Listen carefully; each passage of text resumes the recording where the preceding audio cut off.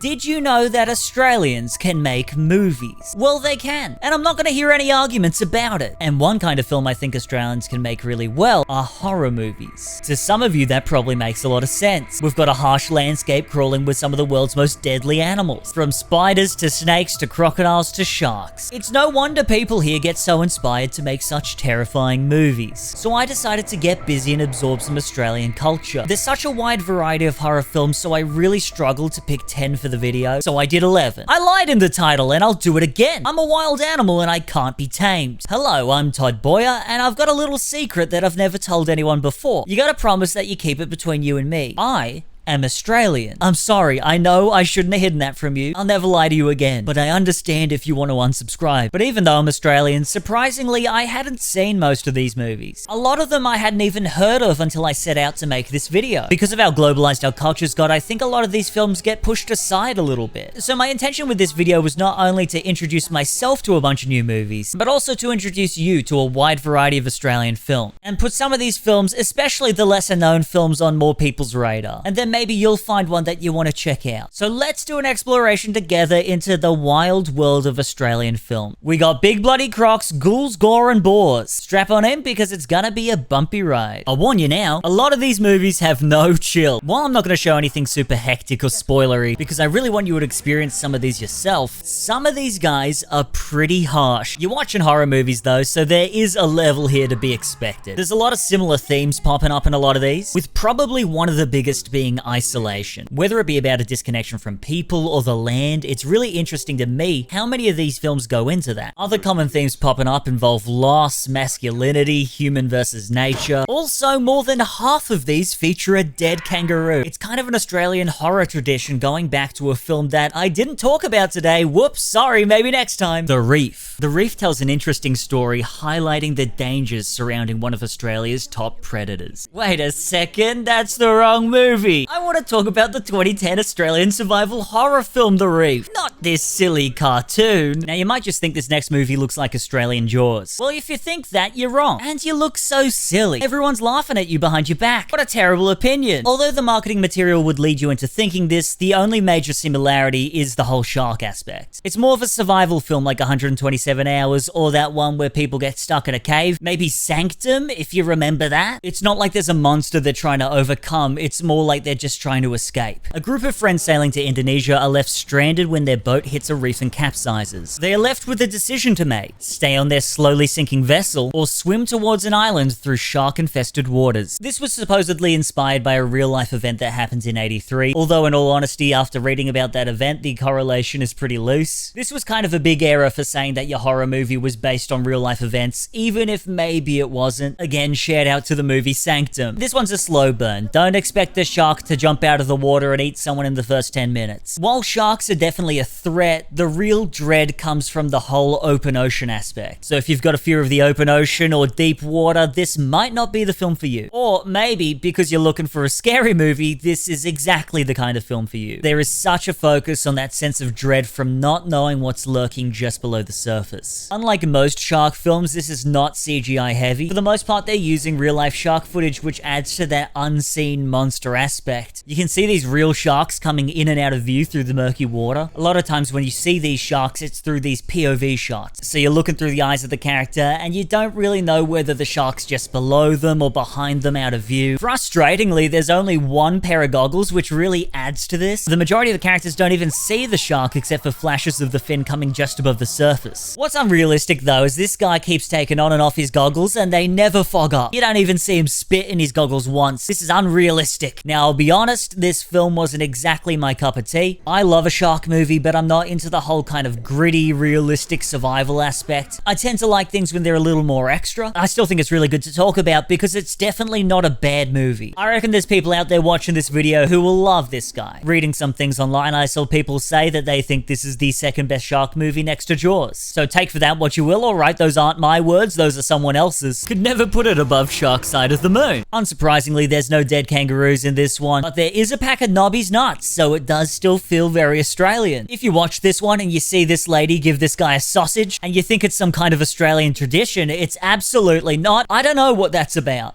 Please tell me. Also, not that this film was trying to benefit our tourist industry, but I do think they could have picked some better shots of the Great Barrier Reef. These ones didn't look too good. Again, this wasn't my cup of tea, but it is objectively a good movie. I bet they wish they had this little fella helping them out. Little surf rescue dude. Wolf Creek. Wolf Creek follows a long storied Australian horror trend of there being crook blokes in the outback. And from my personal experience, I think this film plays on that trope best. This is probably our most infamous export. It's known for its sheer brutality. When three backpackers find themselves stranded in the Australian outback, they're assisted by Mick Taylor, a genuine true blue Aussie bloke. Or is he? He's not. He proceeds to kidnap them and then relentlessly hunt and torture them in various sickening ways. Good grief. Leave these guys alone, Mick. This is another film that's supposedly based off true events, taking inspiration from the real-life murders of backpackers by Ivan Milat, as well as Bradley Murdoch, and the fact that 30,000 people are reported missing in Australia every year, some of which are never found. What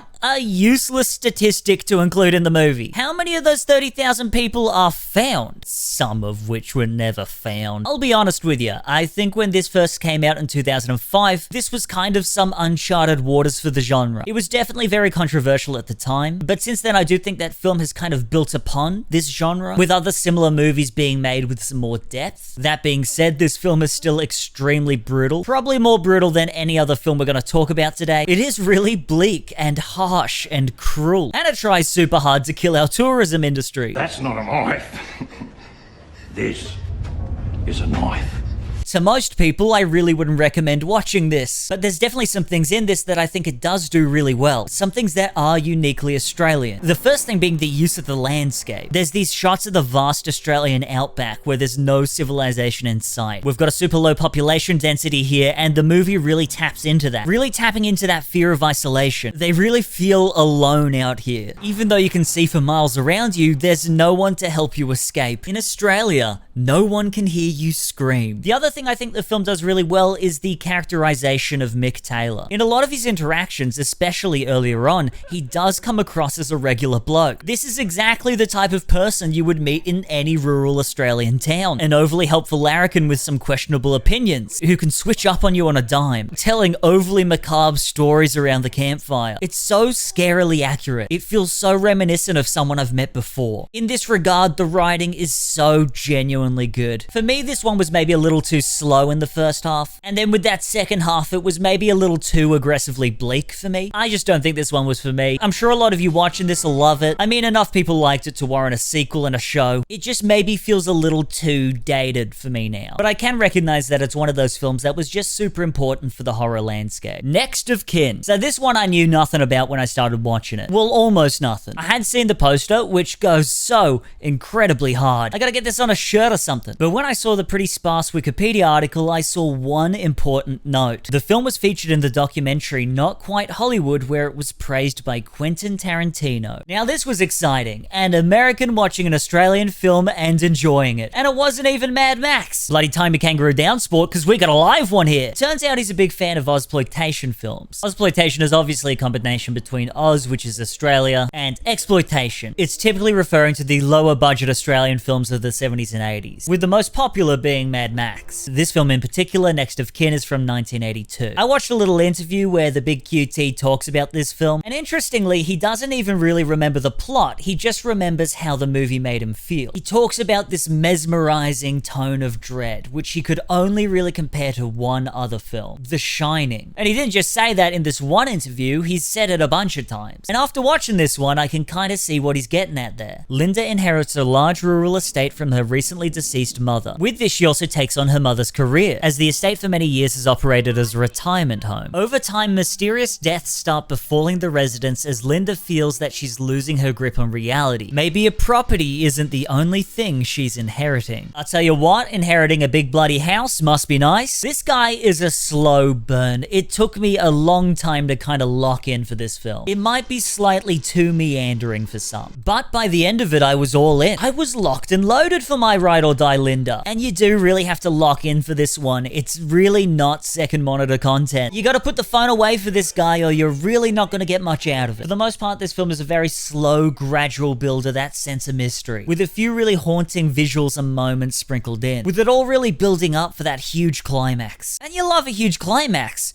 don't you? I don't think I'll put that in. When it's been compared to The Shining, you don't want to really compare it in terms of the plot. Again, it's very much in regards to the feeling. These long hallway shots, the slow motion, the attempting to unravel the past, haunting dreamlike visuals. I was afraid while watching this that it would kind of devolve into an old people are scary kind of movie after I found out the retirement home aspect. It's a trope I don't really like too much. It feels a little bit easy, maybe a little bit sad and cruel. But while that aspect of aging is definitely part of it, there's a little more to it than that. I would kind of advise you go into this one with no expectations, kind of do it like I did, just kind of strap on in and go on a little ride. If you're a big fan of The Shining, or you want to check out some exploitation films, and you're okay with that slower pace, maybe check this guy out, because I did really end up liking it. Rogue. Now, some of you might think that this movie is just gonna be Australian Jaws, except instead of a shark, it's a crocodile. Come on, mate. You're better than that. Get it together. I'm disappointed in you. This one's a little more like The Reef crossed with Anaconda, except unlike The Reef, this one's a little more my tempo. A group of tourists partake in a river cruise in Kakadu National Park. When investigating a flare, the boat is attacked by a massive crocodile, leaving the group stranded on a small island. As the tide comes in, the group realizes they have limited time to escape or risk being eaten. This is another one that's supposedly inspired by real-life events. A real 5-meter-long saltwater crocodile named Sweetheart who attacked a series of boats. The one in this film attacks a little more than boats, though. If you're looking for a movie about a killer croc, you will not find a better one than this one. And while it's a little over the top, it's not egregiously so like a lot of other monster movies. For the most part, they're going for that whole unseen aspect, where you don't quite know where in the murky water it's lurking. And there is that kind of realism in this way, with crocodiles being ambush predators. And while this crocodile is massive, seemingly unnaturally so, they apparently do get to about 7 meters long. So it's not out of the realms of possibility. They do a really good job at increasing the tension in this through the rising tide. They're constantly giving visual indicators showcasing how time's running out for them. And it's all intercut with this real nature footage. Honestly, it's really beautiful, and I got super jealous of the people on the boat. Not so much when things got horrifically bad for them, but before then, you can tell that the people making this had a lot of love for the environment here. And it's some really good juxtaposition for later on when things get a little crazy. It's the same director as Wolf Creek, so expect this to be really well shot. It's definitely not as bleak as Wolf Creek, though. There's quite the colorful cast of characters in this one, including Sam Worthington just before he got his role in Avatar. It's a really good group of characters, kind of like The Mist, where some of them you're really rooting for, and then others you start to dislike. And they've all got their own stuff to do. They each have a little moment, so it doesn't feel like wasted space. The main character's pretty fun too. He's this American holiday journalist who has a really fun character arc. This is a fun one. I'd definitely be recommending this. It does a really good job at building the tension in the first half with having a pretty brutal second half. For me, it was a good blend. I think this one kind of has a bit of a wider appeal compared to some of the other films that we looked at here today. Lake Mungo. This one I feel like has been getting a lot more attention the last couple of years. Tension that's very well deserved. It's super unique, and it made me feel a way that I don't think any other movie ever has before. It's by someone named Joel Anderson, who after this never made another movie again. When 16-year-old Alice Palmer drowns while swimming in a lake, her family starts experiencing strange paranormal phenomena. It presents itself as a documentary through archival footage, reenactments, and interviews with the family and friends as they tell their story. When I say this is documentary style, I don't want you to think that this is your typical found footage movie. It really feels exactly like a documentary. And not like one of those terrible Netflix ones. Like a real, actual good documentary. In this way, it feels so immersive. It really sucks you in right out the gate. It makes you stop viewing it as a movie and more like a real experience. It's also not a jump scare, getting dragged out of bed style ghost film. The atmosphere is very somber as you follow this family's story and their very complex emotions towards their daughter's death. It truly is a heartbreaking movie in a way that horror doesn't normally nail. A lot of the time when you go into a horror movie, you expect bad things to happen to people. You're strapped in ready for people to get messed up. For the most part, you don't really have the time to linger on the further implications of that. This one really takes the time to explore that. The characters feel so real. They all have various, very specific ways that they try and come to terms with things. Trying to understand the life of someone who's passed. Trying to answer those unanswered questions. It really taps into those feelings surrounding tragedy. I think it's maybe one of the best takes on loss and loneliness in media. There's so many levels here that can be explored, especially on a rewatch. Some people are going to find this one super scary. There's a lot of photographs with an apparition in the background, and the camera slowly zooms in on it, and in this way it feels a lot more real than a lot of other horror movies. It's reminiscent of those old ghost sighting photos that I used to look at as a kid. The person I was watching this with literally got so scared that they had to walk out. There's also this one moment towards the end of the film that I won't spoil, but it is so genuinely haunting. I don't think there's ever been a film before that's caused me to experience such dread on like a primal level. I don't even understand what it is about the shot, but just with the context surrounding it, it's just so haunting. I have never watched a movie that makes me feel the way this one does. But in saying that, I don't want to hype it up too much, alright? You might hate it. It's not for everyone. Also, to really top it off, Mike Flanagan, one of the best in horror right now, absolutely loves this one. This one you're absolutely gonna love or absolutely not love. If you're up for it, I would really recommend doing this one as a solo adventure, or alternatively, do it in a packed cinema. I think it's a really unique experience, and after sitting on it for a couple of months, it has really stuck with me. If you think you get any enjoyment out of this one, please check it out. Body Melt! Oh yeah, this one was weird as hell. Maybe one of the most insane films I've ever watched. I feel like I'm changed forever, and not in a good way. The plot for this one is not really important. It's more of an experimental body horror experience. And I like to think that I'm really good with body horror. It takes quite a bit to put me off, but holy hell, this one was relentless. A lot of it isn't super realistic looking, but there's so much that's just so chunky. The residents of Pebbles Court are made unknowing test subjects by a mysterious pharmaceutical company. They receive dietary supplements which have unusual side effects, including hallucinations, mutations, and of course, body melt. We follow these residents as they all die in various horrific, gruesome ways. Unsurprisingly, this was made by members of an art punk group. Called whatever that is, it's honestly complete insanity. This is just a barrage on the senses. I'm really not sure how much footage I can show for this one. I'm gonna do my best. I'll just describe some of the various ways that people meet their end in this. Obviously, flesh is melted. One guy drowns in his own mucus. A woman chokes on her own tongue. Someone is mauled by a sentient placenta. A guy's knob explodes. You get the idea. A good chunk of this film is also dedicated to this little side adventure that two of the characters undergo, where they run into a pretty crook family in the outback. It seemingly has nothing to do with anything, but they kind of tie it in a little bit towards the end. This was initially intended to be an anthology, and you can really tell that when watching it. But again, you're not watching it for the plot, you're watching it for the experience. This whole thing's meant to be a satire on health trends, as well as living the perfect little family life in the suburbs. It's obviously very campy, everything is super over the top. A lot of the staff of the pharmaceutical company are hypersexualized, including these super jacked dudes with these little high voices. Come in, Bo.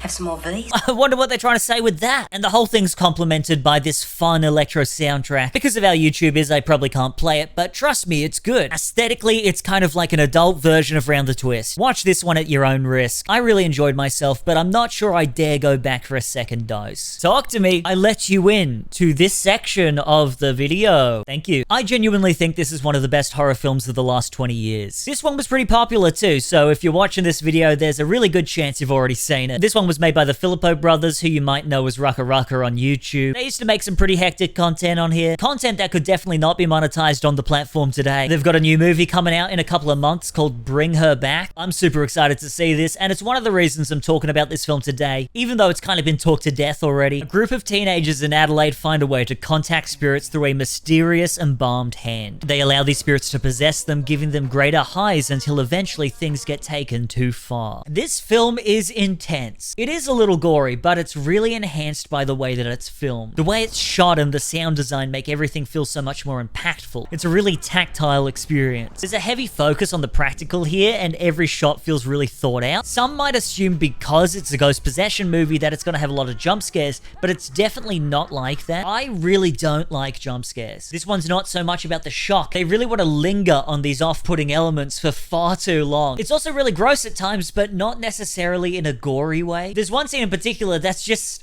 so nasty, but it really showcases how to make something off-putting without an over-reliance on the grotesque. They do a really good job, in my opinion, at capturing that suburban teenage experience in Australia. It just comes down to these little moments, like how they talk to each other and how they treat each other. It feels so authentic. This is a spot-on Australian mother. I've never seen a more accurate representation. And this is not to say that you have to be Australian to get full enjoyment out of this movie. The themes and the scares are a very much universal experience. But if anything, that just just makes me appreciate this film more. That they can put an Australian New Zealand cast on show. Most of the time when Australia's in a larger release film, they really lean into the Australianness to make that the central theme, or you're just seeing Sydney get destroyed by a giant monster. So it's nice to have a story like this, a universal story that just happens to take place in Australia. All the acting is also phenomenal. If you haven't seen it, just go watch it. I highly recommend it, especially considering they've got this new film coming out. If this upcoming one's a banger, then you probably want to see this one to prepare yourself. Razorback. Now, you might look at this poster and think, Todd, this movie's just gonna be like Australian Jaws, except instead of a shark, it's a big bloody pig. Well, if you thought that, you're absolutely correct. Congratulations. Congratulations. Congratulations. Congratulations. Congratulations. Congratulations, you did a really good job. If you're not aware, the word razorback is a bit of a colloquial term for feral pig. They're one of the biggest agricultural pests in Australia, as well as being probably one of the most dangerous animals here. Pigs are extremely adaptable, and within a couple of generations, they become almost completely unrecognizable. They get really large and pretty aggressive, and they don't really have any predators here other than crocodiles. Maybe the young ones get taken by dingoes. This movie's a bit of a weird one, so it's gonna take some explaining. This old man is Jake Cullen. He's looking after his 2-year-old grandson when he's attacked by a massive razorback boar. The boar injures Jake, smashes through his entire house, kidnaps his grandson, and sets the place on fire. The town then blames Jake for murdering his grandson. They don't believe that a razorback could get this big and do this kind of damage, meaning the boar got away with the perfect crime. This becomes Jake's white whale as he becomes swallowed by a need for revenge and vindication. When an American wildlife reporter and animal activist, Beth, comes to town, the pig strikes again, leading towards a hunt for the truth. This one's a bit of a wild ride. It's got a little bit of that Mad Max aesthetic, and it has a very inspired style in terms of its cinematography. The person who directed this originally did music videos for people like Elton John, Duran Duran, Spandau Ballet, and AC/DC, and you definitely do get that music video vibe from this one. There's even this really trippy dream sequence where the director really gets to showcase their stuff. It's a really good time. The razorback in this is almost a force of nature. Sometimes you just see it far off lurking in the distance, sometimes just hearing its squeals, and sometimes just seeing the destruction left in its wake. How they treat the boar in this definitely feels like they're trying to do a Jaws, and it kind of does alternate between being a little bit goofy and kind of confronting. The boar isn't the only threat in this though. There's also 2 absolutely despicable blokes, probably 2 of the worst, most annoying characters in fiction. I hate these guys so much. On the other hand, I really enjoyed the character of Jake, who's playing on one of my favorite character tropes, an old man completely blinded by revenge. For me, there's nothing quite like it. There's so many amazing moments of him just screaming into the horizon. I was always gonna like this one. There was never a doubt in my mind. I really enjoyed my experience with this one. If you're into the older Mad Max films, or you want to see something a little Jaws-esque, or you love tales of revenge, maybe give this guy a go. Sissy. So I tend to not have super hectic nightmares about goblin ghouls. What I do have nightmares about are awkward social situations. That's literally what causes me to wake up in the middle of the night. So this film, Sissy, was a really rough watch for me. Not to say that I didn't enjoy it, I loved it. Probably one of my favorite movies I've seen this year. But I had to literally take a break 40 minutes in because of how awkward it was. I'm sensitive, alright? Okay, I promise this movie is fun. This film came out in 2022, and I think it is criminally underrated. I hadn't heard of this movie until I was researching this video, and honestly, I'm so glad that I watched it. Sissy is an influencer. Yeah, you know, it's actually Cecilia. Sorry, I meant Cecilia is a mental health advocate and lifestyle vlogger. At a pharmacy, she runs into her childhood best friend Emma, who quickly invites her to her engagement party. There she meets Emma's fiance Fran and her 2 friends Tracy and Jamie. It's here that the drunk Emma then invites Cecilia to her bachelorette party, a remote getaway in the bush. She finds out that her childhood bully Alex is also there. Over the trip, tensions rise, the past is brought to the surface, and things start to get a little out of hand. One thing that I really enjoyed about this film is that there is a certain complexity to it. Different people are going to take away different things from this one. For example, who exactly to root for in the story. This stars Aisha D as the titular character, who is all around really phenomenal. She makes it so easy to root for a character, especially at times where she's up to something that's maybe a little bit questionable. A lot of the red flags get brushed away because of how sweet she comes across. This is huge for me because I love being manipulated. I love it when a movie manipulates me. If you're a little turned off by the whole influencer aspect, I wouldn't be too concerned. It doesn't feel as surface level as a lot of other films are in the space. While it is a super important part of the main character and the themes, it doesn't feel like it's hyper-focused on that aspect. In the opening, we see Cecilia filming one of her mental health videos, where the subject is about making friends with hyperventilation, which really highlights the fact that she is not remotely qualified and is maybe just taking things from her own personal experience, as obviously hyperventilation is regularly going to make you feel more anxious, hence why we're told to take slow, deep breaths. She also talks about encircling yourself with a rope, representing the invisible boundary we take with us wherever we go, and she poses this as a positive thing. There's also a very parasocial relationship here between her and her audience, where she's engaging in a positive feedback loop. There's a very clear correlation here with her creating invisible boundaries and choosing a life in an online space where negativity can be filtered out, where she can create a fake life online where she can escape her own trauma. So when she's on the trip and has to deal with real people, we can see that her coping mechanisms don't work in a practical space. She can't push her trauma away when she's actively being confronted by it. In fact, she even finds out she has to rely on other people. To clarify though, I'm Team Sissy all the way. Alex is crook as hell. I think this movie radicalized me into being a mental health influencer too, but my advice is a little different. Go to therapy. Every character in this movie would have been better off with therapy. These people need to let go of some stuff. Also in the introduction, when she's finished with her video and she walks out of her little set, we get that whole Instagram versus reality whiplash. Her house isn't clean. She's eating pizza on the couch. Out the gate, we're told that for her, how she wants to be perceived and who she actually is are very different things. And this is just all in the opening scene. It takes a while for the kills to actually start happening, but they do an amazing job at building up that tension through the characters' interactions. And they have these little flashback scenes where the past slowly starts being revealed. There's plenty of smaller horror aspects to tide you over until the kills start happening. This film's really beautifully shot and it's got some really fun moments. Again, the acting's phenomenal, and for what it's worth, it does feel really Australian without that being the hardcore focus. There's some smaller cultural references, drinking songs, of course, a dead kangaroo. I really rated this one, and I wish it got more attention, especially in that global space. So if you're feeling up for it, I reckon check it out. It's a bit of a fun ride. The Babadook. If it's in a word or if it's in a look, you cannot get rid of the Babadook. And that's absolutely right. I couldn't remove it from this exploration into Aussie cinema even if I tried. This is another one of the bigger Australian horror films, one of the more well-known. It got a lot of attention in its time and it definitely made a mark on the horror landscape. Is he a Babadook? No, actually I'm a Babadook, you know, like bada bang, bada book.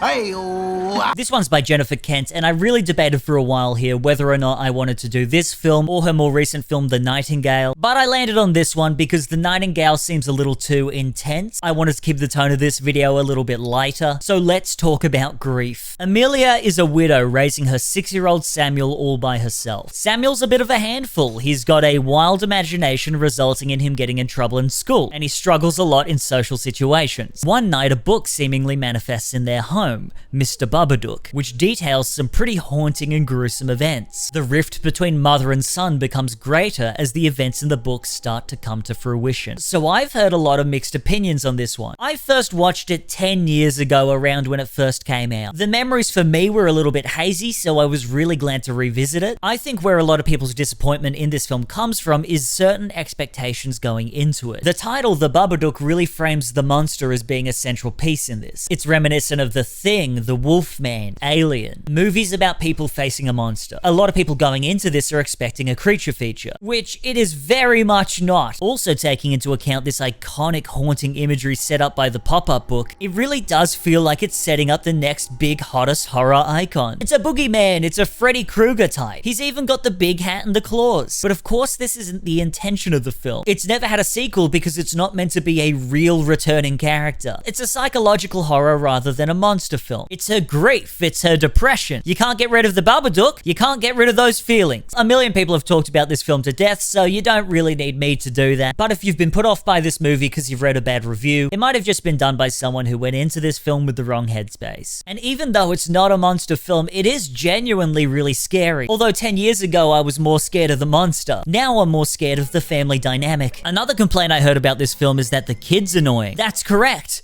That's the point. If you find this child annoying, then this was exactly the movie for you. You are the target audience. If you can't tell, I like this movie, and I just read a review that I really disagree with. One thing I really enjoyed this time around that I think I didn't really regard the first time was the color palette. It's so well done. This muted color, almost grayscale, really sets that depressive tone. Even the cops are wearing gray. I really love this film because of how much of an inspired vision it is. I understand if you watch it and it's not what you want out of a horror movie, but I really liked it. The Tunnel. If I'm gonna be biased about any of these films, it's this one. Because this is the only horror movie that I've ever seen that takes place in Sydney. That's where I am now. Finally, terror is being brought to my doorstep. This is a found footage documentary style movie. Yes, another one. Australia is in drought, and the New South Wales government plans to tap into an abandoned reservoir under the city of Sydney to recycle millions of litres of water. Suddenly, the plan is mysteriously cancelled, causing a journalist to investigate a potential government cover-up. She and her crew enter the tunnels under Sydney to uncover exactly what's going on. But if Scooby-Doo and the Loch Ness Monster taught me anything, it's that some mysteries are better left unsolved. So Sydney is home to a whole network of tunnels that were built in the 1920s, and then subsequently were never really used except as air raid shelters in World War II. These tunnels for a bit weren't really talked about a lot, mostly because the government didn't really want people going in them. In the last couple of years though, some of them have been restored to act as tourist destinations. Obviously this kind of dampens the movie a little bit, but you better believe I'm gonna check this out at some point. Maybe I'll take my own footage and compare it to the movie. Let me know if you'd be into that. This one's kind of your classic found footage film. There's obviously that documentary aspect, but it's much less impactful in this one compared to Lake Mungo. I wouldn't say this one does anything super revolutionary, but as a found footage film, it is alright. This one was done for a super low budget, and I think if you take that into consideration, they did pretty bloody good with this. This one was also released on BitTorrent completely free, so you gotta give them props for that. It really feels like they took the budget a long way in this. I think this one may have benefited from having some more answers. They were obviously inspired a little bit by Blair Witch, which is another film that doesn't have many answers. But that being said, I think Blair Witch asks more questions, if that makes sense. They're posing lots of theories about what's going on. Some are gonna like this aspect. I personally would have liked it more if there were more hints towards the possibilities of what exactly is going on. That being said, there are some impressively creepy visuals in this one. There's this other part where a character listens to her friend's last moments, which I thought was a really clever way to go about things. It doesn't feel like found footage for the sake of being found footage. Overall, I had a good time with this one. I definitely didn't hate my experience. I'll go check out those tunnels and report back. Wow, I can't believe we did it! 11 Australian horror movies. There's so many Australian horror films that I didn't quite get to here. So if this video does well enough, I'd really like to make a part 2. Please let me know in the comments which of these movies you have the most interest in. Or if you've seen any of these before, let me know your thoughts. Whether or not you hated the movie or you loved the movie. I think my personal favorites were Lake Mungo, Talk to Me, Baby Razorback, and I was really pleasantly surprised with Sissy and Next of Kin. You've been leaving some nice comments lately, I like that. They make me feel good inside. I'll catch you next time, and I appreciate you.